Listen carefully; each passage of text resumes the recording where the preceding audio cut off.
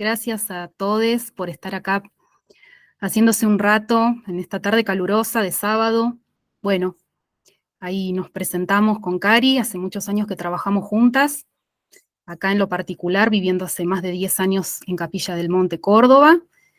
Y bueno, vamos a elegir este tema porque nos parece muy importante poder instalar algunas cuestiones que generalmente no se hablan, ¿no? Que están como silenciadas. Una es la violencia sexual hacia la niñez y la adolescencia, y muchas veces surge esta pregunta: ¿qué hacemos? ¿Cómo la detectamos? ¿De qué se trata? ¿Qué puedo hacer? ¿Qué puedo no hacer? ¿Me corresponde involucrarme o no? Así que bueno, hoy vamos a profundizar un poquito. Preparamos un PowerPoint, una presentación como para que todos estos conceptos que vamos a ir hablando nos vayan quedando claros. Cualquier cosa también pueden ir preguntando en el chat. Las compañeras, quiero agradecer también ahí la presencia de Lucía, que está también colaborando esta tarde. Van a dejar todas las preguntas para luego, vamos a hacer la charla y después vamos a tener un segundo momento donde vamos a poder contestar. Y esa segunda parte avisar que no va a estar grabada para que justamente si surgen preguntas o cuestiones más privadas, respetar esa privacidad y que cada uno de ustedes pueda profundizar o charlar en tranquilidad. Así que bueno, la charla de hoy son las recomendaciones desde una perspectiva comunitaria. Bueno, ahí están nuestros nombres, Paula y Karina.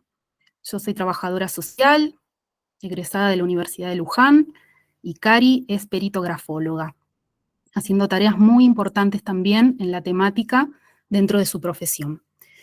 Bueno, nos parecía importante arrancar, antes de hablar de violencia sexual hacia la niñez, eh, sabiendo un poquito de qué se trata el sistema, ¿no? Que ordena nuestras vidas, vamos a llamarlo, que es este patriarcado del que tanto se habla. Es un modelo heterosis normativo. ¿Qué significa esto? Que este modelo solamente contempla la posibilidad de una única forma de ser y de vivir en este mundo, que es siendo mujer o varón. Todo lo que esté por fuera del sistema normativo, culturalmente, de este sistema binario, ¿no? De dos lados, varón o mujer, todo lo que no entre en esa norma está deslegitimizado. Por eso todas las disidencias sexuales e incluso la niñez están en una relación asimétrica. Esto podría también pensarse como un triángulo, ¿no? La famosa pirámide patriarcal. Seguimos en la anterior, donde el varón está en una posición en la primera, Lu, de poder y privilegio, ¿no?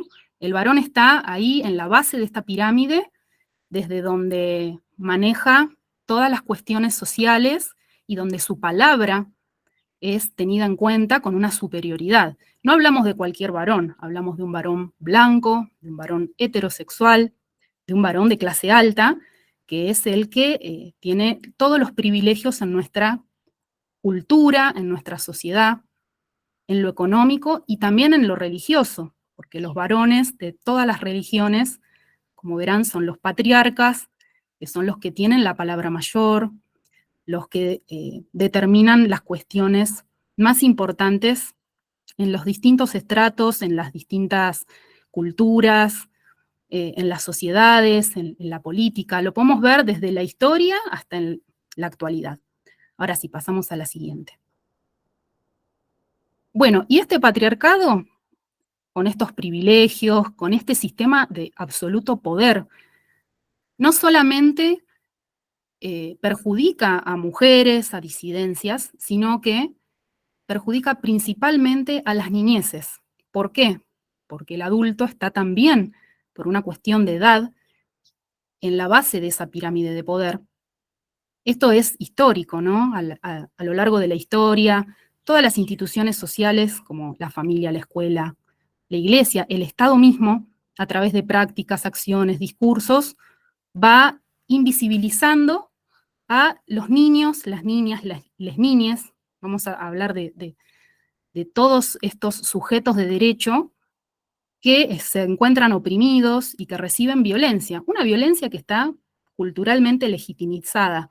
Esto permite ejercer los malos tratos sobre sus cuerpos, sobre sus voluntades y sus opiniones. ¿Y qué pasa también? El niño, en esta condición de estar oprimido, es un ser inferior. Generalmente se lo ve como incompleto, un ser incapaz de sentir, de pensar, de tomar sus propias decisiones. Esto engloba este concepto tan grande que es el adultocentrismo, que es el que detona las distintas violencias que se ejercen sobre las niñeces. ¿Por qué? Porque se considera a niños y adolescentes como objetos de representación, no tienen voz propia. Podemos pasar a la siguiente. Y cuando hablamos de no tener voz propia, de no poder hablar, esto se remite a un concepto, a infans, la etimología de la infancia, ¿no? El significado que tiene, si vamos al diccionario, podemos encontrar que es el incapaz de hablar. El artículo número 1 de la Convención de los Derechos del Niño está hablado en masculino cuando uno va a la convención, pero siempre nos vamos a remitir al carácter plural que tiene el concepto de la niñez, ¿no? Donde incluimos también las niñas y les niñes que son diversos, que no encajan en el modelo heteronormativo. Podemos remitirnos a que la niñez es una etapa muy grande del desarrollo biopsicosocial.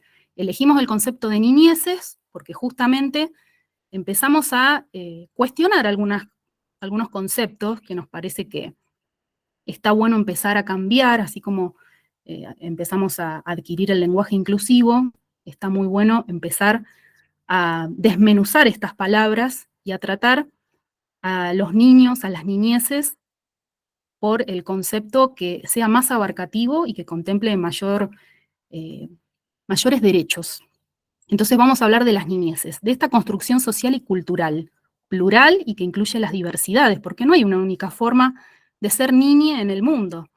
Hay distintas culturas, hay distintas formas de vivir, de pensar, hay clases sociales, hay también etapas de la vida, ¿no? Entonces, los bebés, que nos parece muy importante nombrarlo, queremos contarles por qué, porque es la etapa de la vida tal vez la más invisibilizada, ¿no? En la que dependemos 100% de los cuidadores, de nuestros padres, madres o figuras familiares que se encuentren cuidándonos en esa etapa de la vida. La UNICEF dice que, bueno, que se da desde el nacimiento hasta los 3 años, y en esta etapa los niños, los bebés, desarrollan su cerebro, toda la cuestión madurativa, se dan los pasos más importantes en la socialización, como decíamos, tienen gran vulnerabilidad porque dependen 100% de sus cuidadores, porque muchos todavía no pueden hablar, no pueden expresarse, y donde están en permanente evolución. Y es una etapa donde hay vulnerabilidad y mucha posibilidad de daño si sus cuidadores no están atentos a sus necesidades y a contemplar los distintos derechos que esta etapa necesita. Después hablamos de niñeces en general, en esta etapa entre los 3 y los 10 años, con toda su diversidad y su pluralidad, y luego está la adolescencia. La Organización Mundial de la Salud define que entre los 10 y los 19 años se da esta etapa con grandes cambios físicos, de conocimientos sociales, donde el adolescente asume muchas responsabilidades y compromisos, y es una etapa que necesita mucho acompañamiento. Bueno, todo menor o anterior, por favor. La siguiente, bueno, esta. Marco normativo. Hay un montón de marco normativo que la Argentina, a través del artículo 75 de la Constitución y de adhesiones a muchísimos tratados internacionales, es un país que es pionero, ¿no? Que tiene un gran desarrollo en lo que es los derechos de la infancia, los derechos de la niñez. La Convención de los Derechos del Niño es una que Argentina ha adherido en la Constitución, y la Ley Nacional, la 26.061, de Protección Integral de Niños y Adolescentes, no tiene muchos años, no tiene todavía 20 años, pero bueno, es la ley que adecúa esa convención a nivel nacional y la legisla, ¿no? La reglamenta. En ella habla de que los niños son sujetos de derecho, ya no son objetos de tutela, durante mucho tiempo fueron objetos de tutela, había un juez que podía decidir si algún niño se encontraba en una situación vulnerable, y ahora tienen capacidad jurídica, pueden dar derecho a su opinión, tienen derecho a ser escuchados, a tener protagonismo y a participar significativamente en la sociedad. Tienen derecho a ser escuchados y a opinar y a poder expresar cuando algo les sucede. Ya dejan de ser esos sujetos que estaban invisibles en gran parte de la historia. A su vez, tenemos un código civil en la Argentina que regula normativas que considera el niño a toda persona menor de 18, coincidiendo con la Convención de los Derechos del Niño.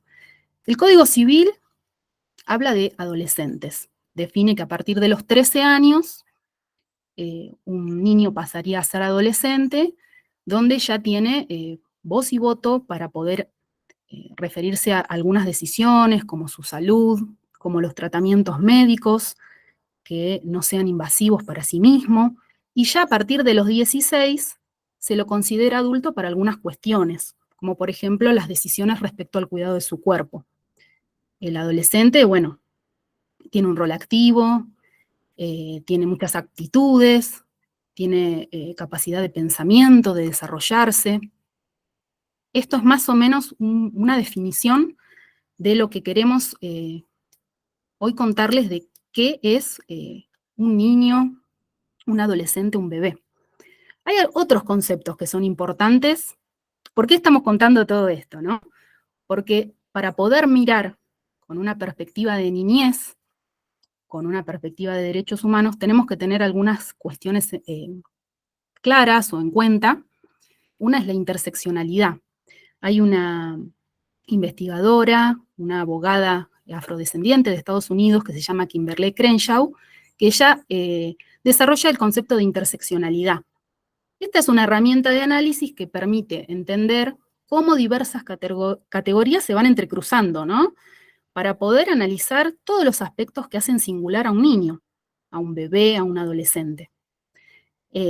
Esas intersecciones, esos entrecruzamientos, que pueden ser el género, su edad, su etnia, su situación de salud, si tiene alguna discapacidad, su economía, su religión, van a definir en qué situación se encuentra, de opresión o privilegio.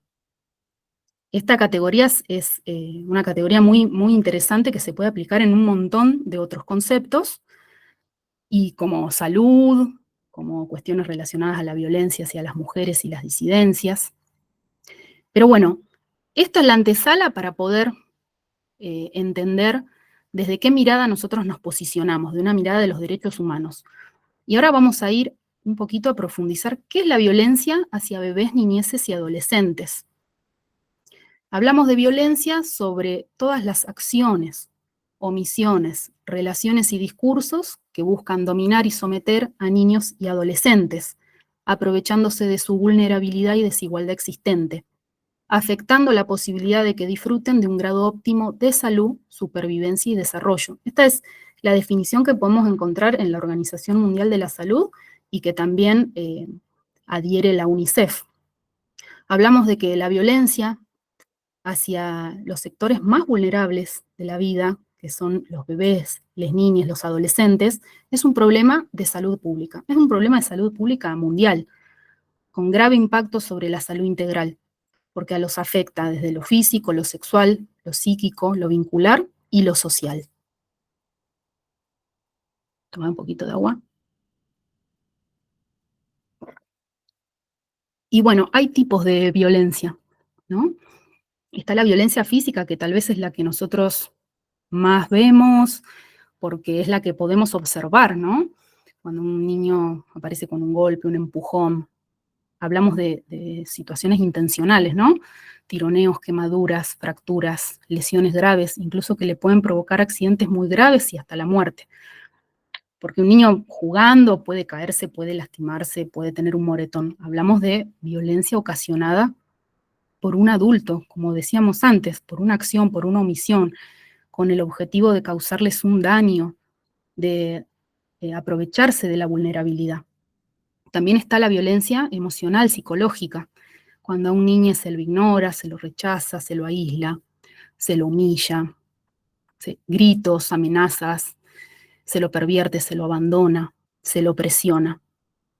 Después están también las negligencias, que son las desatenciones, que quiero hacer una distinción, que no es lo mismo una negligencia que una persona o que una familia que está en una situación de pobreza, ¿no? Que muchas veces se confunde. La negligencia tiene que ver cuando el recurso está disponible y ese adulto no lo activa para el niño.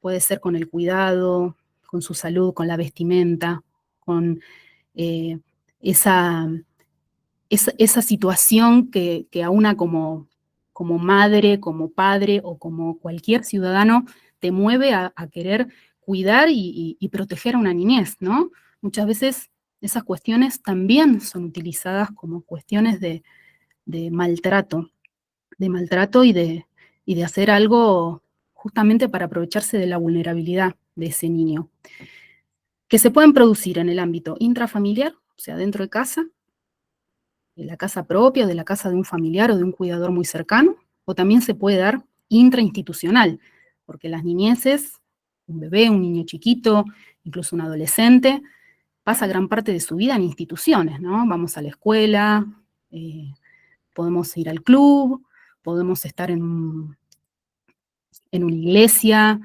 en un lugar cultural, o sea, siempre hay cuidadores haciéndose cargo de nosotras, y es en esos lugares donde pueden darse estas violencias. Y la violencia sexual, que es la que vamos ahora a profundizar y a desarrollar. La violencia sexual, bueno, hay muchas definiciones.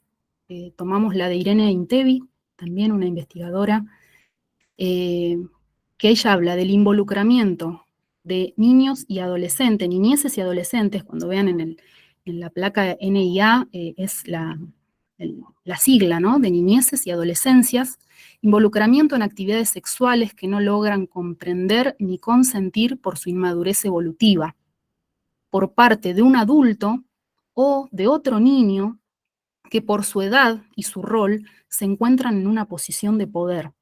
Hablamos de cuando hay una disparidad en la edad, ¿no? De un niño muy chiquito que puede ser violentado sexualmente por uno más grande, por ejemplo. Incluye la explotación sexual, la producción de material pornográfico y las exhibiciones. Otra cuestión que nos parece muy importante, así como veníamos hablando de por qué hablamos de niñeces y tal vez no de infancias, es por qué no nos referimos más al abuso sexual infantil, que es generalmente como se lo conoce, ¿no? O el ASI, como se dice comúnmente con la sigla. Bueno, también, si vamos al diccionario, la palabra abuso viene del latín abusus, que significa el uso injusto o excesivo de algo. Y esto remite a usar excesivamente una cosa. En la charla anterior, Cari lo explicó muy bien. No sé, uno puede hacer abuso del celular, por ejemplo. No podemos usar esa misma terminología para hablar de una niñez que está siendo violentada sexualmente. Entonces, las cosas por su nombre, nos parece lo correcto poder hablar con los términos correctos, ¿no? Dejar de hablar de abuso para hablar de violencia sexual. ¿Y por qué no hablamos de infantil? Y si decimos hacia la infancia o padecida por la niñez y la adolescencia. Porque infantil le quita la responsabilidad de la violencia a quien la ejerce, ¿no? Ah, es infantil, no. Esto es un término que, bueno, un debate que propone Eva Giberti, también una psicóloga muy reconocida con su trabajo con las niñeces víctimas y sobrevivientes de violencia sexual, porque quita la responsabilidad a quien la ejerce y se lo otorga, ¿no? Es como que lo califico como infantil cuando en realidad es una violencia que la ejerce, que la está provocando intencionalmente un adulto. También, bueno, hay muchos nombres, ¿no? Habrán escuchado pedofilia, pederastía. La pederastía ha sido definida por muchos organismos internacionales como una forma de tortura, porque hace gravísimas consecuencias sobre el psiquismo de los niños. Bueno, acá tomamos algunas definiciones también gentilmente, todo el trabajo que ha hecho Sonia Almada de la Fundación Aralma, donde tiene muchísimo material que después también les podemos compartir. Ella habla sobre esta terminología, ¿no? Importante de distinguir.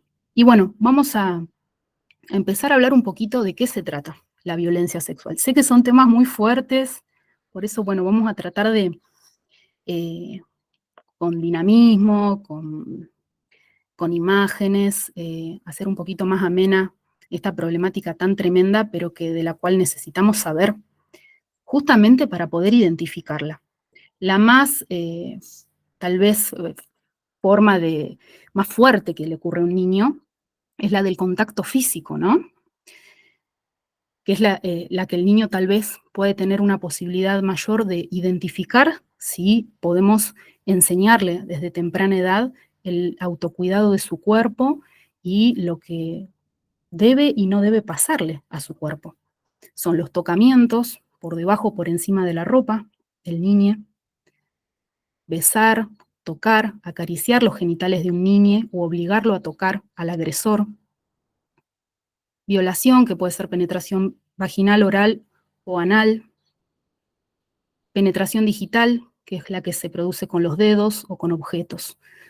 Todo esto, que nos resulta muy, muy tremendo, muy aberrante, son delitos que están penados por el Código Penal. Los de contacto físico y los que no tienen contacto físico también, que ahora vamos a ver. Estos son delitos hacia la integridad sexual y también para el que quiera investigar, que siempre está bueno poder, todos estos temas que estamos hablando, cada uno de estos títulos, uno puede investigar y puede profundizar y en cada uno va a encontrar un montón de información. Hoy vamos a ir como a lo más concreto, a lo más grande, porque bueno, es un tema muy, muy largo y que tiene mucha profundización, ¿no? O sea, podemos ir e investigar mucho más y lo vamos a ir haciendo más adelante, vamos a hacer una capacitación donde vamos a ir profundizando cada uno de los temas. Y bueno, lo que estaba comentando es que son delitos de la integridad sexual y están articulados, son artículos que están del 131 al 145, el del 118 al 131 y el 145 y 145 bis. Todos esos artículos, si uno va al Código Penal, ahí se puede buscar, por ejemplo, en Internet, se puede definir cómo está tipificado cada uno de esos delitos y las penas que tienen en el Código Penal. Y después se encuentra la violencia sexual sin contacto físico. Exhibicionismo, obligar a un niño a mantener relaciones sexuales entre dos niños y observarlos, espiar la intimidad de un niño y adolescente mientras se está bañando o cambiando, obligarlos a observar a un adulto desnudo o durante un acto sexual, hablar o mostrarle material pornográfico, el grooming, ¿no? Que es toda esta tendencia tan tremenda que hay de acosar sexualmente, violentar sexualmente mediante la tecnología, comentarios verbales, chats que se dan en redes sociales, en el WhatsApp, en el Internet. Hay una historia muy, muy tremenda que se dio en el año 2018, es la historia de Micaela Ortega. Es una jovencita de 12 años que chateaba con un varón que se hacía pasar por otro niño. Y bueno, se encontraron y lamentablemente, bueno, este femicida le quitó la vida, la violentó sexualmente a Micaela, por eso lleva su nombre esta ley, la ley 25.590, que es la que determina que el delito de grooming sea penado. Esta persona ahora está en la cárcel, pero muchas veces tienen que suceder cosas tremendas para que la sociedad salga a pedir legislación, ¿no? Que eso es también otra de las cuestiones muy importantes que queremos hoy poner la voz, ¿no? O sea, que muchas veces somos nosotros como comunidad, como sociedad, los que tenemos que salir a pedir ampliación de las leyes para que muchos delitos realmente tomen la dimensión que tienen que tener, ¿no? Para que se los vea con la gravedad. ¿Cuáles son las características que tiene la violencia sexual hacia bebés, niñeces y adolescentes? Siempre hay una relación asimétrica de poder. ¿Qué significa esto? Que el adulto, el agresor sexual, sabe, tiene otros conocimientos, se está aprovechando de que es mayor, de que tiene un poder físico, pero también tiene un poder psicológico sobre la niñez que está violentando, que tiene una relación asimétrica también en todo lo que él pretende como gratificación, ¿no? Porque no le importan las consecuencias, él lo hace por su propia gratificación. Y es muy tremendo cuando se da la dependencia afectiva. Esto, bueno, agrava mucho la desigualdad, es un gran perjuicio, es un gran daño para el psiquismo del niño y adolescente, porque imaginen que ese mismo adulto, miembro de la familia, puede ser un padre, un padrastro, un abuelo, un hermano, también pueden ser mujeres, ¿no? Las estadísticas hablan de que más del 85% son varones los que agreden sexualmente a bebés, niñeces y adolescentes. Pero imaginen la situación de que después esa misma persona es que tal vez la que te sirve el plato de comida o la que te lleva a la escuela, ¿no? Es un gravísimo daño, por eso se habla de que es una tortura. Y hablamos de que otra de las características es que siempre, siempre la responsabilidad la tiene el agresor, porque se está aprovechando de la inmadurez, de la debilidad, de la inexperiencia de ese niño, la falta de información que tiene ese niño. Está a cargo de un adulto que debería de cuidarlo, de contenerlo, de amarlo, y no le están importando las consecuencias, ¿no? Quienes agreden, como, bueno, como les contaba, pueden pertenecer al grupo familiar, pueden ser conocidos, conocidas, vecinos, también pueden ser desconocidos. Las estadísticas son mucho más chicas, puede haber ataque de un desconocido, y esto no distingue situación socioeconómica, cultural o educativa. Esto es uno de los grandes mitos, ¿no? Que muchas veces se dice que, bueno, que tal vez eh, sucede más en contextos empobrecidos, que no pasan las clases altas. Bueno, les invitamos a todos a ver también el video que hizo Karina hace 2 semanas. Ella habló sobre todos los mitos que hay en torno a la violencia sexual y se puede profundizar mucho y aprender sobre todas estas cuestiones que son mitos culturales o cuestiones que se dicen, pero que cuando podemos cotejar con las estadísticas y con lo que sucede en la realidad, nos damos cuenta que no, que esto pasa en todos lados y que también es uno de los delitos más impunes de la Tierra. Eh, Históricamente sucedieron. Un poquito de agua. Bueno, ¿dónde sucede? Como hablábamos de la violencia hacia las niñeces, hacia bebés y adolescentes, también la violencia sexual ocurre generalmente en el ámbito intrafamiliar. Principalmente el agresor puede ser un padre, un tío, un primo, un hermano, un abuelo. El 89% son varones los agresores y el 11% mujeres. Y la situación más terrible que se da en el ámbito intrafamiliar es el incesto, que es cuando es el progenitor, la progenitora, quien violenta sexualmente, o son ambos a veces, aprovechándose de su rol de cuidado. También ocurren las violencias sexuales en los ámbitos intrainstitucionales. Volvemos a lo mismo, o sea, ese niño que está tal vez yendo a la escuela, que está siendo cuidado, referenciado por un adulto que para él es significativo, puede ser uno de los perpetradores. Las estadísticas hablan también de otro entre 10 y 15% que sucede de adultos que violentan sexualmente a niños dentro de las instituciones. Y hay un porcentaje que es más chico, pero que también es importante de mencionar, que es la violencia sexual en el espacio público. Esto puede ser el acoso sexual callejero, lo viven frecuentemente las niñas, ¿no? Cuando van a la escuela, cuando salen de la escuela, a quién no nos pasó, de todas las mujeres eh, y disidencias que podemos estar hoy conectadas o escuchando esta charla, a quién de nosotras no nos acosaron sexualmente en la calle, ataques sexuales también y exhibicionismo que se da por parte de varones que atacan en la vía pública.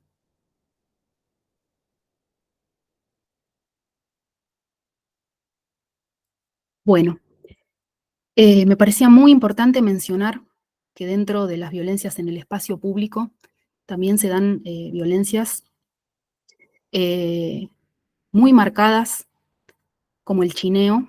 Es una práctica terrible y horrible que existe en el norte de nuestro país. Es una práctica colonial, racista, discriminatoria, pero sistemática. Ocurre todo el tiempo y viene ocurriendo hace muchos siglos, que consiste en la violación grupal de niñas. También le ocurre a mujeres y diversidades indígenas por hombres generalmente blancos en el norte de Argentina y en otros sitios de América Latina. El movimiento de mujeres y diversidades indígenas por el buen vivir le está exigiendo al Estado argentino que lo tipifique como un crimen de odio e imprescriptible, de lesa humanidad, ¿no? Que no existan tiempos para poder denunciarlos, tiempos legales, y que haga una campaña para poder abolir las violaciones sexuales grupales y sistemáticas, que incluyen un agravante racial y étnico, ¿no? Es un crimen de odio. Bueno, toda esta lucha que están llevando adelante las hermanas indígenas cuenta con el apoyo de la ONU Mujeres y con numerosas presentaciones y con el apoyo de los movimientos feministas para que realmente se conozca, porque también hay desconocimiento de que estas prácticas ocurran, pero para hacer algo para terminar con este flagelo.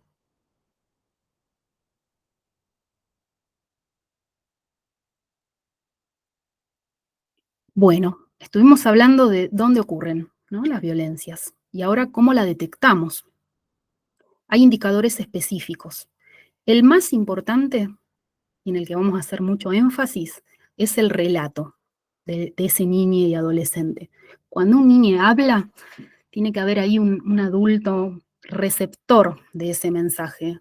Imaginen un niño que puede hablar y que ese otro adulto está en otra, no está escuchando, no lo está captando, no pasó desapercibido ese mensaje y capaz ese niño abrió su alma para poder contar algo terrible que le está ocurriendo y no hay del otro lado una persona, ¿no?, que lo está pudiendo recepcionar a ese relato.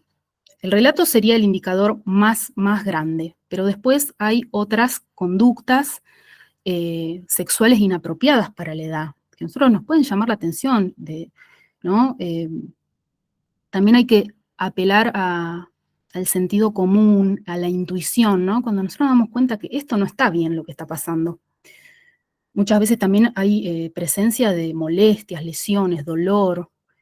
Acá es muy importante la mirada atenta, bueno, de la familia o de las cuidadoras, ¿no? Capaz un niño está en un jardín de primera infancia, o una cuidadora, una niñera que tal vez está y que pueden observar que hay una lesión en el pañal, eh, que hay sangrados. Todo esto es muy duro, pero ocurre, ¿no? Puede haber infecciones genitales o de transmisión sexual, como verrugas, presencia de flujo, fluidos en la ropa interior, en el pañal del niño. Puede haber infecciones urinarias a repetición, que nos empiezan a llamar la atención, porque nos damos cuenta, bueno, ¿qué le está pasando? Puede ser un síntoma, ¿no?, que muchas niñeces han padecido, pero ¿por qué a repetición? ¿Qué está pasando ahí? O lo mismo que los niños que constantemente se orinan de forma involuntaria, se conoce como enuresis, o la encopresis, que es cuando se hacen caca encima, ¿no? Que puede, puede ser que alguna vez le suceda a un niño, o sea, estos indicadores no significan que sí o sí el niño está viviendo una violencia sexual, sino que son indicadores, nos están indicando algo para estar atentos. Y bueno, la más terrible que sería un embarazo, ¿no? Darnos cuenta que una niña, que una adolescente está embarazada y que esto sea producto de una violencia sexual.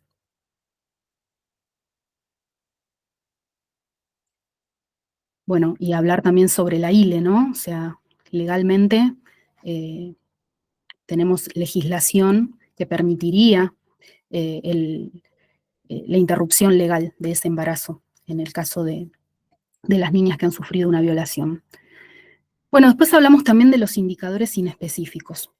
¿Por qué hablamos de inespecíficos? Porque tal vez no los podemos ver en el cuerpo, pero nos sirven para prestar una atención responsable y lo que siempre sugerimos ante la duda, la consulta con un profesional.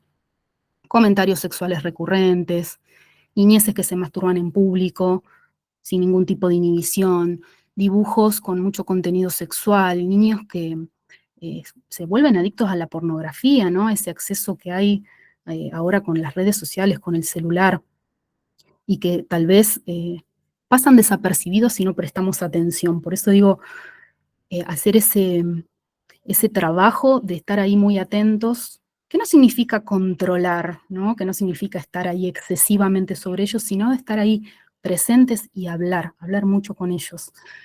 Bueno, cuando hay cambios bruscos en el rendimiento escolar, cuando hay cambios en el comportamiento, en su forma de hablar, los vemos que no pueden concentrarse, que están muy alterados, que están ansiosos, con miedo, cambios en el apetito. Un niño triste, ¿no? Muchas veces, si estamos ahí compartiendo la cotidianidad, por eso es muy importante el rol de los educadores, de los, de los maestros, las maestras, eh, las personas que compartimos en el día a día también, ¿no? Las personas que compartimos como familia, como madre, padre, hermanas, estar ahí muy atentos a estos indicadores que, como veníamos diciendo, no significan que sí o sí porque haya uno de ellos el niño sea violentado sexualmente, sino que tenemos que estar ahí prestando mucha atención y en alerta.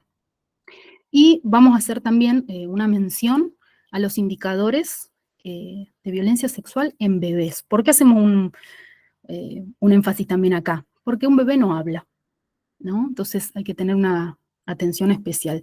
Su cuerpito sí habla y muchas veces comunica a través de un gesto, de un juego, de una sonrisa, de un llanto o de síntomas. Esta es una definición de la doctora Claudia Amigo, también invito a investigar a quien esté interesado, una médica que ha sacado un libro muy interesante y que también tiene un protocolo de detección, una persona que está haciendo una investigación también pionera en el tema, porque, bueno, se especializa, ¿no? Empieza a llamarle la atención determinados bebés que llegan con determinados síntomas y ella se empieza a dar cuenta que hay muchos indicadores. Uno es que no aprende palabras nuevas, puede estar detenido su desarrollo madurativo, producto del terror que le ocurre, ¿no? De vivir esta situación, problemas de conducta, estar muy agresivos con otros niños, con cuidadores, docentes, regresiones, ¿no? Capaz estar muy miedoso, volverse a hacer pis si ya tal vez había avanzado y dejado los pañales, tener pesadillas, estar muy angustiado al irse a dormir, cambios repentinos de humor, estar malhumorado, sensible, llorar. También muchas veces pueden ser indicadores de que está sufriendo una violencia, no específicamente sexual o combinada, ¿no? Porque muchas veces el maltrato combina muchos de estos factores. Tal vez es un niño que no solamente está viviendo una violencia sexual, sino que en su casa hay violencia familiar, o hay gritos, o alguna situación que realmente lo está angustiando sobremanera, entonces ahí estar realmente atentos. La siguiente. Bueno, vamos a hablar un poquito de las recomendaciones. Recomendaciones desde el ámbito comunitario, porque para los distintos profesionales hay muchas recomendaciones desde el ámbito en que cada uno trabaja, ¿no? Hay recomendaciones que puede conocer un médico, que debería de saber cómo tratar a una niñez que llega a una consulta médica con determinada sintomatología o con determinadas conductas para poder detectar lo mismo que eh, por ejemplo, en una escuela, sé que hay muchos protocolos que circulan, ¿no? Donde si el niño está manifestando todos estos indicadores, podemos saber cómo actuar o los primeros pasos a dar. Lo más importante es no descartar nunca nuestra intuición y sospecha. Siempre decimos, es mejor equivocarnos que dejar que un bebé, que un niño, que un adolescente esté viviendo esta tortura. Frente a la duda, hay que consultar con profesionales. Sabemos que son temas que muchas veces dan incluso miedo, ¿no? El involucramiento. Ay, ¿qué va a pasar? ¿Qué va a pensar esa familia? ¿Qué me va a decir mi jefa si trabajo tal vez en una escuela o mi superior, ¿no? Porque voy a necesitar del apoyo institucional, pero nunca dudar de su relato. Siempre escucharles atentamente, sin invadir, y tener esa premisa, que ellos no pueden inventar haber vivido determinadas conductas sexuales a temprana edad porque no deberían de poder conocerlas. Entonces, es prácticamente imposible que un niño manifieste haber vivido violencia sexual y que lo esté inventando. Eso es otro de los mitos, ¿no?, que hay que desterrar. Bueno, vamos a definir qué es un agresor sexual, un pederasta, como venimos conversando. Son criminales, criminales seriales, que no atacan solo a una víctima, sino que a lo largo de su vida generalmente van diezmando la inocencia de otras niñeces que logran agredir. Esta es una definición de Sonia Almada, de la Fundación Aralma. Recomendamos el cuadernillo de sobrevivientes, donde hay mucha información al respecto. Y un pederasta, un agresor sexual, un violador también, como se le puede llamar, utiliza estrategias para llevar a cabo estos aberrantes hechos. Para llevar a cabo una agresión sexual no siempre es a través de la violencia y de un acto que ocurre a través de violentar al niño, sino que lo engaña, lo soborna. Generalmente le dice que es parte de un juego y utiliza el afecto como herramienta. Hace uso de esa fuerza a través de la seducción, ¿no? Eh, Estudia muy bien lo que, lo que a ese niño le impacta, le gusta, y realmente eh, logra esa satisfacción, logra aprovecharse de esa niñez, guardando generalmente un secreto especial, involucrándolo, ¿no?, en alguna cuestión que al niño le interese para cometer estos actos. La siguiente. Nos parecía importante poder conocer estas fases de la, o etapas de la violencia sexual. Son 5 etapas, ahí las tenemos, bueno, en un gráfico que hablan de la seducción, bueno, el abuso, nosotras la llamamos violencia sexual, la ley del silencio, la represión y la divulgación. Estas son como las fases que se dan en la generalidad. Esto no quiere decir que 100% tenga que ser así, pero hay una gran generalidad que ocurren y que pueden, obviamente, romperse cuando aparece un adulto protector. Vamos a ir viendo una por una. Este es todo un trabajo de investigación de Jorge Baduri, también invitamos a poder investigar.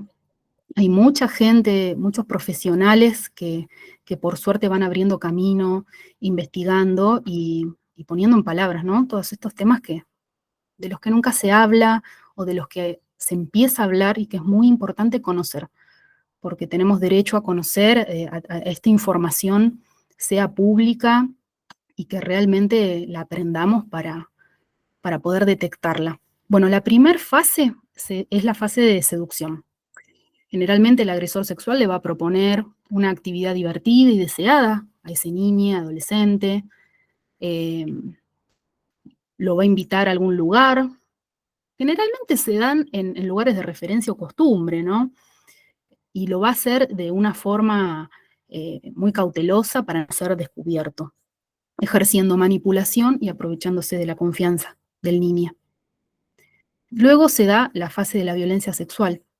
Bueno, Baduri lo habla como abuso, que se va dando gradual y progresivamente.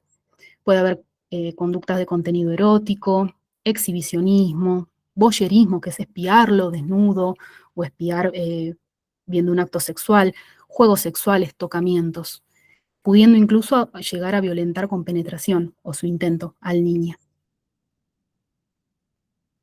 La siguiente.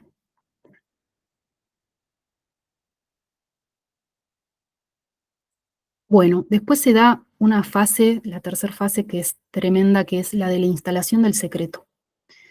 También la llaman la ley del silencio, ¿no? El agresor busca mantener este secreto de a dos, entre los dos, poniéndolo de igual a igual al niño. Hay amenazas, mentiras, chantajes, lo hace partícipe y responsable de este aberrante acto. Y esto es un círculo, ¿no? Son fases que, como vemos en la ilustración, se empiezan a dar y en la cual el niño no puede salir, porque primero porque es mucho más chico, porque muchas veces el adulto de referencia y porque esta ley del silencio lo que hace es amenazarlo, ¿no? Generalmente Los niños lo que comentan es que sí, pueden silenciar, por favor. Generalmente hay amenazas de que le van a hacer algo muy feo a sus hermanos, a su mamá, ¿no? Hay mucho miedo alrededor de esa situación tan terrible. Y generalmente el niño calla por amor a su madre, por decir no, que no le ocurra algo. Y después está la cuarta fase, que es la de la divulgación, que como comentamos, no siempre ocurre, ¿no? Hay dos formas que se puede dar. De forma intencional, que es cuando el niño o adolescente expresa lo sucedido porque no tolera más lo que sucede, que eso se da muchas veces cuando hay un adulto protector ahí que está insistentemente preguntando, ¿qué pasa? No te veo bien, ¿no? Por eso la importancia de estar ahí presentes, ¿no? Y el niño que no tolera expresa, o se puede dar también de forma accidental, que un tercero lo sorprenda, violentándolo, o que haya mucha sintomatología, ¿no? Niños que empiezan a sentirse mal, o como hablábamos de los indicadores físicos, que un día esté con un sangrado, que esté con un signo físico o emocional muy grande y que eso sea la explosión para que divulgue el hecho. La próxima. Bueno, la quinta y última fase que Baduri explica es la de retractación y represión, que esta lamentablemente también se da muchísimo, ¿no? El niño habla, el adolescente habla, y los familiares no le creen, descalifican esa palabra, el agresor incluso, que generalmente es un miembro de la familia, puede ser, como veníamos hablando, algún varón significativo de ese grupo familiar, puede ser el padre, el abuelo, el tío, o bueno, o también de una mujer, presionan para que se retracte y culpabilizan a la víctima, al niño, ¿no? Y van a presionar para que se retracte y demuestre que el hecho no ocurrió, ¿no? Y es como que todo esa gran explosión, ese problema familiar, necesita volver al orden. Entonces, el niño tiene que acomodarse, ¿no? También se habla de la acomodación que ocurre. O sea, el niño tiene que hacer como que no pasó y volver a acomodarse en esa familia porque necesita de esos cuidadores para seguir sobreviviendo, ¿no? Y es muchas veces ahí cuando esos recuerdos se encapsulan, se habla también mucho de trauma, ¿no? De que el trauma se encapsula y que, bueno, y aparece tal vez en un futuro, cuando ese niño ya es adulto, ¿no? Pasa alguna situación y ese adulto puede abrir lo que le ocurrió y que durante mucho tiempo cayó. Por eso, bueno, hay una frase de Eva Ghiberti y me gustó mucho, por eso la agregamos. Cuando un chico no le creen que fue abusado, queda en la absoluta soledad y se produce un daño muy, muy, muy profundo que cala muy hondo y que, bueno, quienes trabajamos con sobrevivientes sabemos todo el trabajo que sobrelleva, ¿no? En la vida cotidiana, porque es algo que se trabaja todos los días, poder salir adelante de haber sido dañado de tal forma por las personas que deberían habernos amado y cuidado. Por eso es determinante, esta es una fase que agregamos, no está en las etapas, pero que es poder romper con esto, que es el rol de la protección. Determinante la actitud del adulto protector para poder romper con esto que sucedió, y esa actitud va a ser la que va a depender de la reparación de la salud integral de este niño y adolescente. Y puede ser que nos toque como familiares directos, pero también puede que nos toque como referentes afectivos o comunitarios de ese niño, ¿no? Que podemos hacer una gran diferencia escuchándolo, creyendo en su palabra. Y acá me hubiera gustado, no, empecé un poquito más tarde la charla porque no nos funcionaba el sonido, pero hay un video que después les vamos a compartir, se llama Play, que es la historia de Francisca, de una nena víctima de violencia sexual, y cómo puede, es muy simbólico el video, cómo esa niña puede recuperarse, ¿no? El poder de la recuperación cuando hay otro para acompañar. Ese es como el mensaje más importante que deja ese video, también de la Fundación Aralma, que luego les vamos a compartir. Bueno, ¿cómo actuar? El niño habla, revela esta situación terrible y nosotros como adultos reaccionamos muchas veces enloqueciéndonos, poniéndonos nerviosos, violentando también al niño, ¿no? Porque ante la develación, lo primero que hablamos es de mantener la calma. No se prepara ese momento sucede, ¿no? Un niño habla cuando se sintió en esa contención o cuando pudo hacerlo. A veces hablan incluso por única vez. Entonces la importancia, ¿no?, de estar ahí con esa atención. Y hay que escucharlo con empatía, sin culparlo, sin juzgar y sin interrogarlo, ¿no? Como que nos vienen todas las preguntas y le queremos preguntar de todo y queremos salir a matar a la persona que lo violentó. No, no. En ese momento nosotros como adultos tenemos que eh, guardar la calma, hacerle saber que fue lo correcto, que nos haya elegido como adultos protectores, que fue correcto que nos cuente, afirmarle que ha sido muy valiente, que lo vamos a acompañar y que vamos a tomar en serio lo que ocurrió y lo que nos contó y vamos a ayudarlo a romper y a salir de esa situación tan tremenda. Otra de las cosas que recomendamos es no confrontar con el agresor, que tenemos experiencias comunitarias de haber sucedido eso y no salen las cosas bien, ¿no? Lo mismo que personas dicen, no, no, no, yo hago como que no escuché, no me quiero meter en el tema, no voy a acompañar. Saber que podemos hacer la diferencia en la vida, en la salud integral de esa niñez. Y también que a medida que van creciendo, no es lo mismo hablar capaz con un niño muy pequeño que con otro, de un niño de mediana edad, que con un adolescente, tener en cuenta su autonomía progresiva, ¿no? Esa capacidad que ellos van teniendo de aprender, de comprender y de hacerse parte de lo que les va ocurriendo. Entonces poder darles información, contarles que existen espacios, organismos que asesoran, que brindan asistencia frente a esta problemática y que tenemos que hacer algo al respecto, informarlos de que no nos podemos quedar de brazos cruzados y que junto a él, o a ella, o a ella, este adolescente, vamos a avanzar en darle una solución y un fin a esta problemática para acompañarlo. Bueno, el asesoramiento. En todos los municipios, o sea, todas las personas que estamos hoy acá reunidas, vivimos en un lugar, seguramente hay una municipalidad, si no hay una municipalidad, hay un área, si es una localidad más chica o si es un municipio más grande, que puede incluso llegar a tener una defensoría o un área de niñez o de género.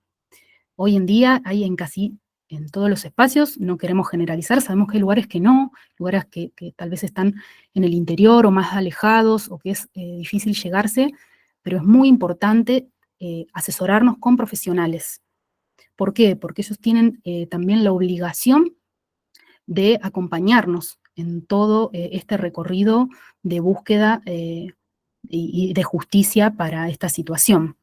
Entonces también es muy importante revalorizar el rol que cumplimos las organizaciones sociales que nos dedicamos al tema y que, como decía Karina, muchas veces acompañamos o hacemos la tarea porque no nos podemos quedar de brazos cruzados cuando no suceden cosas, cuando hay violencias de parte del Estado, omisiones y, y abandonos, ¿no? Entonces también las organizaciones sociales que se dedican a temáticas de niñez, de derechos humanos, con perspectiva de género, es muy importante que puedan también acompañarnos. Y hay líneas de teléfono, líneas nacionales, me tomé el trabajo de chequear todos los números y de hablar con las profesionales que están del otro lado. Todas atendieron muy bien, puedo comentar eso.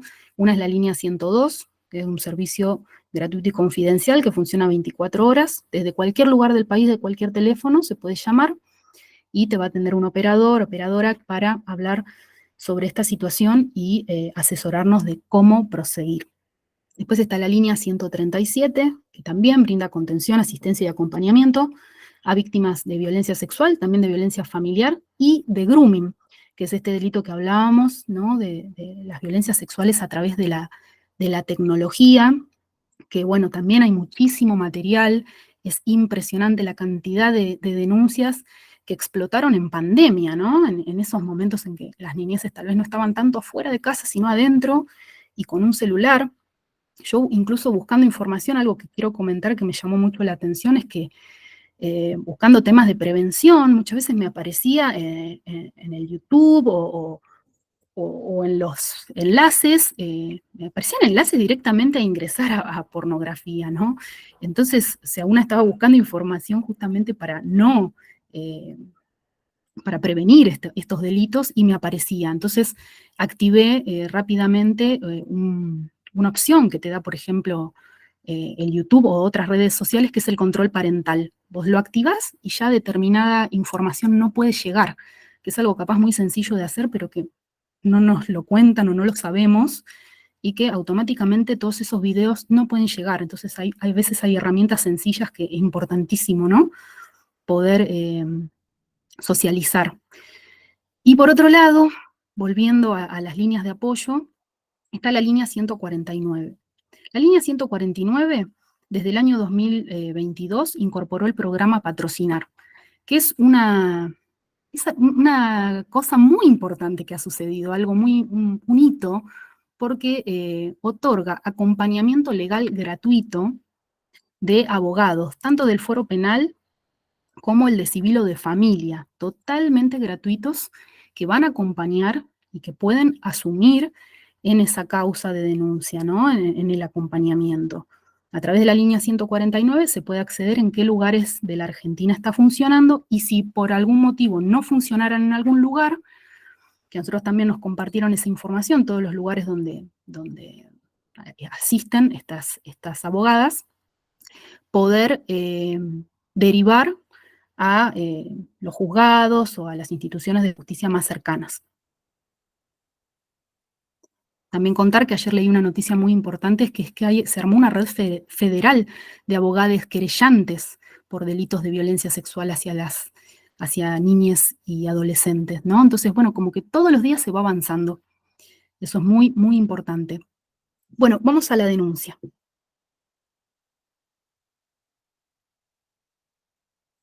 Tenemos la ley, la que hablábamos, la 26.061, que es la Ley Nacional de Promoción y Protección de los Derechos de las Niñeces y Adolescencias en Argentina, ¿no? Si hay personas de otros lugares, bueno, seguramente debe haber una ley que baje a tierra, a territorio, la legislación internacional. A su vez, estas leyes en cada provincia tienen una adecuación, hay leyes provinciales de niñez y adolescencia, y lo que plantea es que toda persona, lo ponemos tal cual está en la ley, ¿no? Que tome conocimiento de la existencia de abuso físico, psíquico, sexual, explotación o cualquier trato que impida o menoscabe los derechos de un niño, niña o adolescente, debe informar inmediatamente a las instancias administrativas creadas por esta ley, en ámbitos provinciales o municipales. Es potestad de todos los ciudadanos que enfrentan un caso de violencia sexual denunciar lo ocurrido contra bebés, niñeces y adolescentes, ¿no? ¿Esto qué significa? Que sí o sí debemos denunciar. A veces se logra que un adulto referente, que un familiar directo del niño que está siendo víctima denuncie, y eso sería lo ideal, ¿no? Esa persona de primera mano de afecto del niño. Pero a veces no quieren denunciar, no sucede esto, y ahí entra muy, muy importante el rol de nosotros como agentes de prevención, como personas, como adultos referentes y comunitarios. Eh, Seguimos en el anterior. Es muy importante poder denunciar. ¿Por qué? Porque la denuncia le va a proporcionar mayor reparación emocional a ese niño adolescente. ¿Por qué motivo? Porque hay alguien que se está ocupando, que está diciéndole basta al agresor sexual, ¿no? Entonces, no nos metamos, que decida cuando sea grande. No, nos tenemos que involucrar porque si bien ya lo vamos a ir viendo, hay muchos obstáculos en la búsqueda de justicia, psicológicamente, emocionalmente, lo que implica la denuncia para el niño es alguien que dijo, basta, basta, te voy a cuidar, vamos a protegerte, ¿no? Entonces, saber que también los profesionales, cuando somos profesionales, y nos llegan estas situaciones, tenemos la obligación de denunciar. Cualquier ciudadano tiene la obligación de denunciar, pero los profesionales en distintas áreas, en la justicia, en la salud, en la educación, que tengan cargos en el ámbito público, tienen obligación de denunciar un delito de estas características. Bueno, ¿dónde denunciamos? Comisarías, unidades judiciales o fiscalías. Idealmente deberían ser las comisarías, bueno, lo que se conoce como comisarías de la mujer o de la familia, unidades judiciales especializadas, se las conoce como UFI, que hay especializadas en delitos hacia la integridad sexual, pero muchas veces, bueno, nos ocurre acá en el interior, ¿no?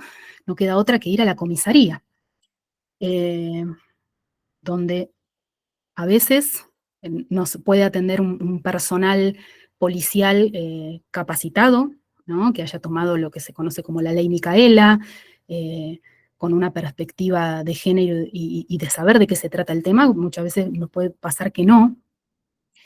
Nosotras venimos denunciando con Karina, que por ejemplo acá en Punilla es tremendo lo que sucede con las niñeces que se llegan a denunciar, porque, bueno, lo que continúa, que es esas primeras revisaciones que tiene que hacer un equipo especializado, ¿no? Con todo un protocolo, que es la atención médica legal, que lo atiende un psicólogo, un trabajador social, toda esa primera atención que requiere eh, acompañar a la denuncia, ¿no? Con el niño. Nosotras acá no existe un organismo especializado cercano, entonces el niño tiene que ser trasladado. Acá ocurre que ese traslado ocurre generalmente en un patrullero de turno que pueda haber, que a veces hay que esperarlo horas, y que ese niño, por ejemplo, nosotros vivimos a 100 kilómetros de Córdoba capital, se tenga que trasladar 100 kilómetros en un patrullero, y todo eso va produciendo, ¿no? Mucha revictimización, ¿no? O sea, todo lo que no le debería de pasar a un niño en ese momento de tanta tensión, donde habría que tener cuidados muy especiales. Por eso hablamos de que a veces no son las mismas las realidades que ocurren en el interior que en las capitales. Pero bueno, hay protocolos específicos para el ámbito judicial, educativo y de salud. Hay muchos, me alegré mucho de ver eh, mucha bibliografía y protocolos que, que recomiendan muchas cosas buenas. Hay un protocolo que me encantó, que es el de la provincia de Buenos Aires de salud, que tiene una guía específica, por ejemplo, que está muy bueno como para leer con lectura fácil, ¿no? Porque también hablamos de esto, ¿no? De cómo bajar el contenido para que todos nosotros podamos comprenderlo. Y está la guía de las buenas prácticas en el ámbito judicial, que ese también es un material que para quien quiera se lo vamos a enviar, que habla de todas estas buenas prácticas que recomienda la UNICEF y que bajan para los distintos organismos públicos en nuestro país, de cómo debe ser tratado un niño que sufre estas violencias. Después de hacer la denuncia en la comisaría, está esta segunda parte de que el niño seguramente sea trasladado a un lugar donde lo revise un equipo médico especializado, donde puedan constatar cómo se encuentra su integridad física, emocional. El Estado está obligado a investigar. Esto es algo también bueno, que desde el 2018 se trata de un delito de orden público. Antes del 2018, el Estado no podía obligarte a avanzar en la investigación judicial. Si no daba el ok la familia del niño, que generalmente uno de los cuidadores, de los progenitores era el denunciado, la justicia no avanzaba. Ahora el Estado está obligado a investigar. Y esto está incluido en el artículo 72 del Código Penal. Se trata de un delito de orden público. Sí o sí, la justicia debe investigar y avanzar. Y lo que siempre decimos, ¿no? La denuncia no puede ser la única acción, no puede ser la única estrategia en este cuidado integral del niño. Es una acción, es la que sigue luego del develamiento. Hay que garantizar un cuidado donde se priorice el interés superior del niño y adolescente, ¿no? O sea, ¿qué estrategia nos vamos a dar para que ese niño se recupere, para ese poder de la recuperación que comunitariamente podemos acompañar y estar y garantizar? Porque hablamos de la corresponsabilidad, que es otro concepto que está muy bueno conocer, todos somos responsables de la protección de un niño, no es solamente de su familia. Un niño es un patrimonio, la UNICEF habla de que son patrimonio de la humanidad las niñeces, ¿no? Entonces, eh, involucrarnos es algo muy importante. Y después también conocer. Existe una ley, que es la de derechos y garantías de las personas víctimas de delitos, que es muy interesante también de conocer, donde podemos ir eh, sabiendo cómo nos deben tratar en el ámbito de la justicia, ¿no? Los niños entran en la categoría de personas vulnerables, donde hay que tener toda una atención especial, lo mismo que las niñeces con discapacidad, son niñas que hay que cuidar y que nosotros tenemos derecho a conocer toda esta información. Por eso hoy queremos empezar a hablarla, a comentarla. Bueno, seguimos. La contención, muy, muy importante a nivel de salud pública, contar con atención de salud mental especializada en la problemática, que es lo que recomendamos, ¿no? Con perspectiva de género y niñez, porque van a hacer que tanto el niño como la persona que está afrontando el acompañamiento, generalmente es la madre una figura familiar muy cercana, esté en mejores condiciones emocionales. Llame por teléfono a la línea de salud mental nacional, a este 0800 999 091, y me atendieron muy bien, hablé con una profesional del Hospital Bonaparte de Buenos Aires, me contaba que 24 horas ellas se están atendiendo, con asesoría, bueno, excelente, excelente, te ponen en comunicación con el área de salud mental más cercana del espacio de la localidad, en el territorio en el que uno viva. Y también es importante decir que bueno, esto para la salud pública, ¿no? Pero que si contamos con obra social, se incorporó la atención de salud integral de víctimas de violencias en el programa médico obligatorio. Y otra cosa que recomendamos es los grupos de familias protectoras y sobrevivientes, porque nadie mejor que una mamá protectora a la que le ocurrió, que alguien un sobreviviente que viene luchando hace años por justicia, por visibilizar estos delitos, pueda apoyarnos, ¿no? Hay redes de apoyo realmente importantísimas en la comunidad y que si no existen también podemos empezar eh, a crearlas, ¿no? Tenemos ahí la experiencia también de haber acompañado y de estar ahí presente con grupalidades que es muy importante.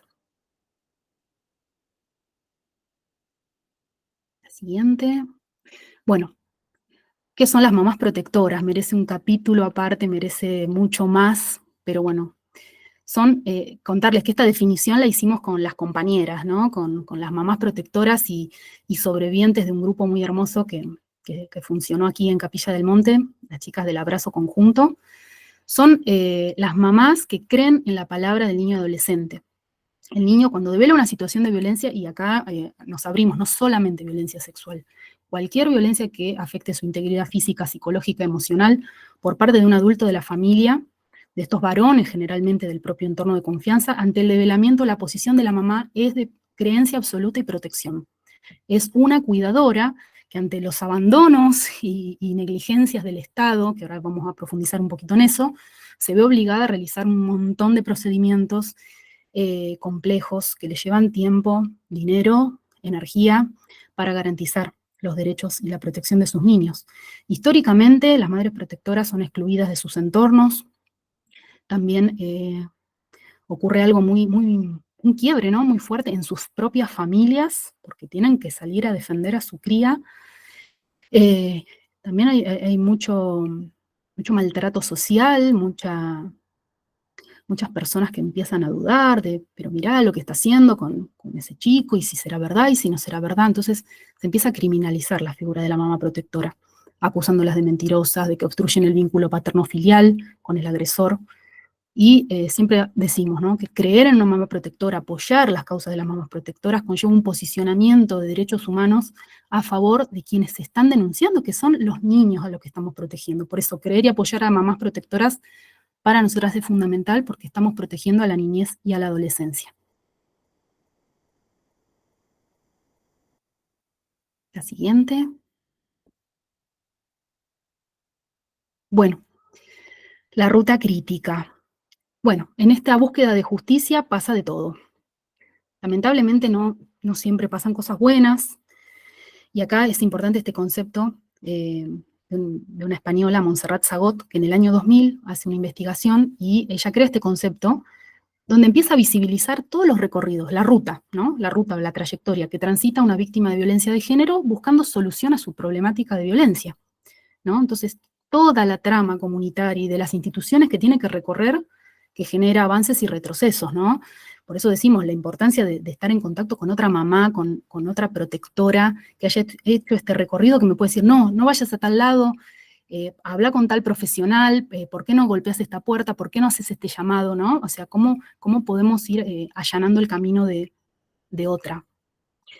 Vamos a nombrar los obstáculos más frecuentes que se dan en la violencia sexual hacia las niñeces.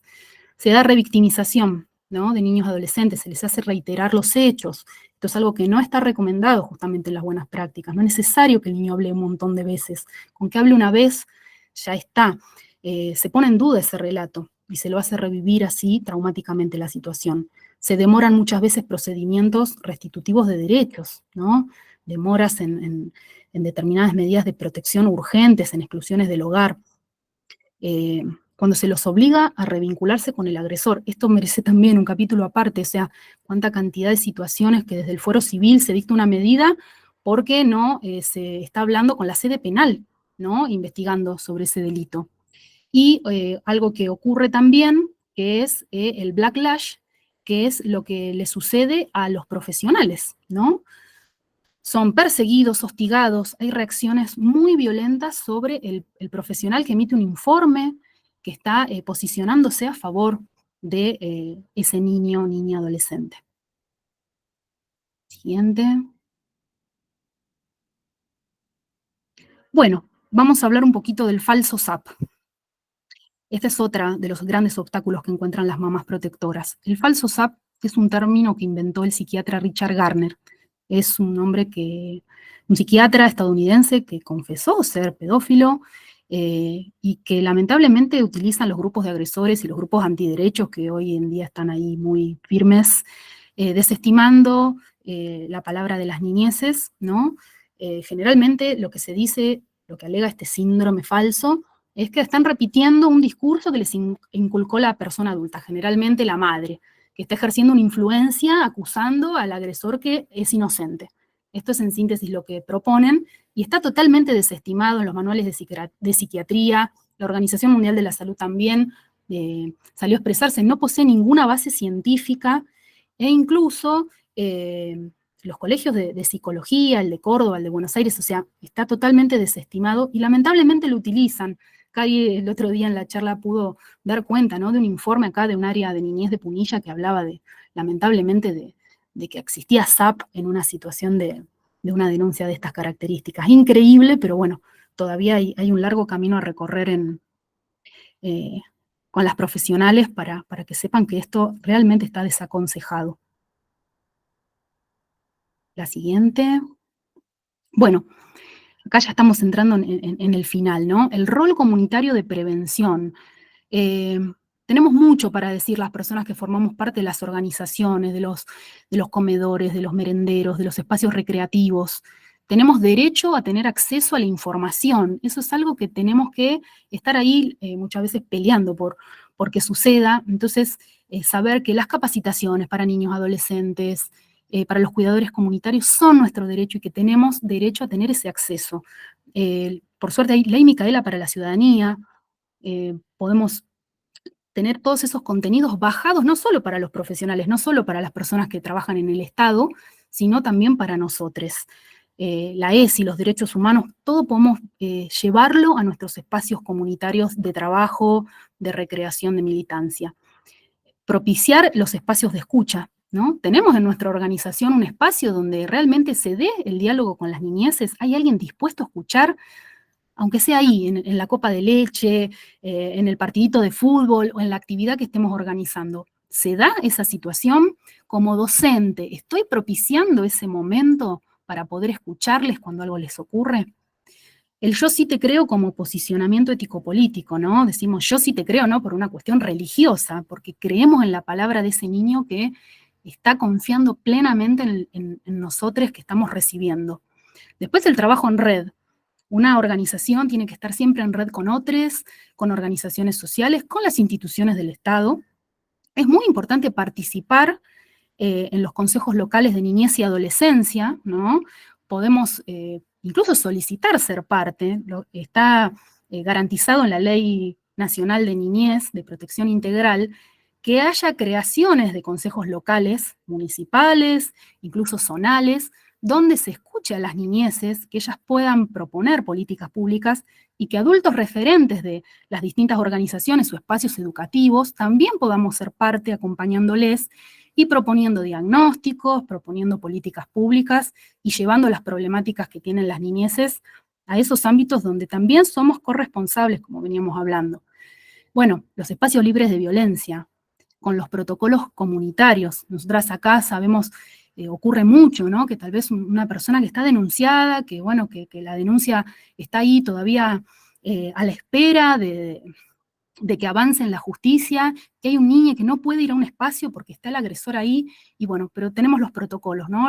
Las organizaciones feministas de derechos humanos tenemos nuestros protocolos propios, comunitarios, donde decimos, no, esta persona no puede estar acá porque justamente está primando el derecho del niño a estar en un espacio contenido y él es el que tiene que estar acá hoy. Entonces, bueno, la importancia, ¿no? De poner la voz y de llevar adelante todas estas recomendaciones que hacemos desde el rol comunitario. La importancia de la ESI. Acá también, la ESI puede ser comunitaria, si bien esto es obligatorio en las escuelas, ¿no? El derecho a recibir educación sexual de forma integral, transversal, desde inicial hasta terciario, en todos los niveles, los niños pueden diferenciar muchas conductas, ¿no? No solamente específicamente en lo que concierne a la violencia sexual, comprender cuándo han sido o no víctimas, propiciar los espacios de diálogo, de confianza. Sabemos que las estadísticas, hay una estadística muy importante que publicó el Ministerio Público Tutelar de Buenos Aires, que el 80% de los niños que recibieron ESI, que son los que develaron, lo hicieron a través de esas clases, de haber tenido ese contenido para ellos, ¿no? Entonces, la importancia de que la ESI realmente esté presente en todos los ámbitos educativos. Sí, siguiente. La ESI nos, bueno, para aprender a expresar emociones y sentimientos, todo lo que propone, ¿no? Respetar y cuidar el cuerpo propio y el de los demás, reconocer y evitar acoso y violencia sexual, evitar embarazos no intencionales, infecciones de transmisión sexual, es clave para prevenir el bullying, ¿no? El acoso en las escuelas, evitar el ciberacoso, el acoso que ocurre por redes sociales, la educación en igualdad, prevención de las violencias, garantizar el acceso a la salud, a la información, a tener un acorde información sobre el desarrollo sexoafectivo. Bueno, todo esto, si bien es obligatorio o debería de ser obligatorio, ¿no? En las escuelas y que tanto también luchamos para que suceda, también podemos llevarlo a los espacios comunitarios a través de capacitaciones, de folletería, de hablar con las áreas para que se lleguen a nuestros espacios, para exigir que se lleguen a dar capacitación. Bueno, decirles que es muchísima la información, que intentamos condensarla desde el rol comunitario, desde todo lo que nos parece que es lo más importante para aprender de primera mano, que necesitamos tener como ahí fresco. Sé que es mucho, lo vamos luego a compartir en el video para que lo puedan repasar y cerrar con esta frase tan hermosa de Leonora Faur, también una investigadora, una socióloga que, que profundiza en el tema de los cuidados, que en un mundo que descuida tanto, cuidar de los otros, el cuidado de los otros es revolucionario, ¿no? Y estas imágenes tan hermosas también de una activista y de una ilustradora maravillosa que es Marisa Cuello, bueno, que muchas gracias por haber cedido sus ilustraciones, que habla de lo revolucionario del cuidado. Revolucionario es cuidar, y revolucionario es también involucrarnos, revolucionario es cuidar a las niñeces, y es también un derecho que ellos tienen y que nosotras también asumimos y que invitamos a cada persona que está hoy acá presente a posicionarse a favor de bebés, de niñeces y de adolescentes por un mundo mejor y por sacarlos de este flagelo. Así que bueno, agradecerles por su tiempo, por su escucha y bueno, ahora luego vamos a habilitar un espacio de intercambio. Eh, Muchas gracias desde el Centro de Protección Familiar de La Falda y desde el movimiento popular La Dignidad de Capilla del Monte, al cual formo parte.